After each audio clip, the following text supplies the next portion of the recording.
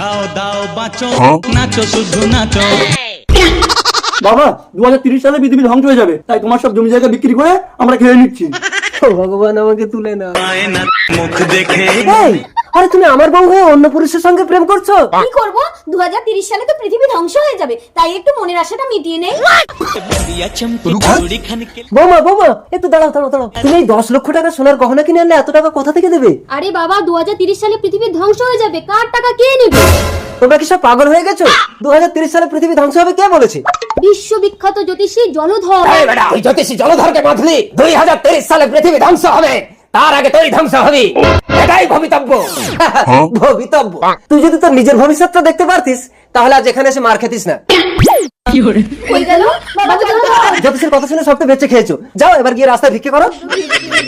এদের দুটো ভিক্ষে দিন দিদি, এরা সব বেঁচে খেয়েছে।